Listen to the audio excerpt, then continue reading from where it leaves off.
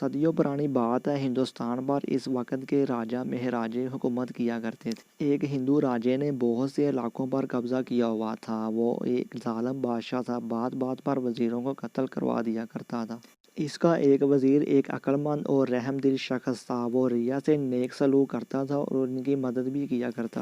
وہ ایک مرتبہ دریا کی دوسری طرف جانے کے لیے دریا پر پہنچا تو اس نے دیکھا ایک ملاح نئی کشتی لیے اس کے استقبال کے لیے موجود ہے۔ جب وہ دوسری طرف پہنچا تو وزیر نے دیکھا کہ بادشاہ کی ہر کاریں کشتی پر قبضہ کرنے کے لیے تیار کھڑے ہیں۔ وزیر نے ملاح کی کشتی ان سے بچا لی تو وہ وزیر کا شکریہ کرتے ہوئے لوٹ گیا۔ کچھ عرصے کے بعد کسی نے اس مسئلہ پر وزیر کے خلاف بادشاہ کے کان بھرنا شروع کر دی۔ بادشاہ تو پہلے ہی اس موقع کی تلاش میں تھا کہ کس طرح وزیر سے بدلہ لے۔ کچھ عرصے پہلے دوسرے بادشاہ نے اسے سفید ہاتھی کا تحفہ دیا تھا۔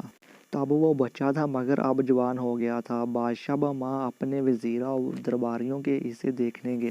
تمام درباری اور وزیرا اس کی تعریف کر رہے تھے۔ بادشاہ وزیر سے انتقام لینا بھولا نہیں تھا۔ اس نے وزیر سے کہا، مجھے ایک ہاتھی کا ٹھیک وزن بتاؤ ورنہ تمہیں قتل کر دیا جائے گا۔ 10 دن کی مہلت ہے۔ وزیر بہت پریشان ہوا۔ وہ مختلف تدابیروں کا سوچنے لگا مگر کچھ سمجھ نہیں آ رہا تھا۔ وہ پریشانی کی حالت میں دریا کی طرف نکل گیا اور وہاں بیٹھ کر سوچ بچار کرنے لگا۔ اسی دوران وہی کشتی والا بزرگ اس کے پاس آیا اور جھک کر سلام کیا۔ وزیر کو پریشان دیکھ کر پوچھا، وزیر محترمہ کیا بات ہے؟ آپ پریشان لگ رہے ہیں۔ ہاں بزرگوں، بادشاہ نے ایک الجھن میں ڈال دیا ہے۔ 10 دن کی مہلت تھی، آج 8واں دن ہے۔ اگر جواب نہ دیا تو میری گردن اڑا دی جائے گی۔ بتاؤ کیا بات ہے، شاید میں کچھ مدد کر سکوں۔ بات یہ ہے کہ بادشاہ کے پاس ایک سفید ہاتھی ہے۔ وہ اس کا وزن بتانے کے لیے کہہ رہا ہے ورنہ میری گردن۔ یہ تو کوئی مسئلہ ہی نہیں، چٹکی بجاتے ہی حل ہو گیا ہے آپ کا مسئلہ۔ میری جان کو بنی ہے، آپ چٹکی بجائے مسئلہ حل کر رہے ہیں۔ وزیر نے حیرت سے کہا، جی محترمہ، آپ کل ہاتھی لائیں، اسے کشتی پر بٹھا کر دریا میں اتارتے ہیں۔ جتنے کشتی پانی کے اندر جائے گی اس پر نشان لگائیں گے، پھر اتنے وزن کے پتھر کو نشان تک کشتی پانی میں لے جا کر ڈال کر وزن کر لیں۔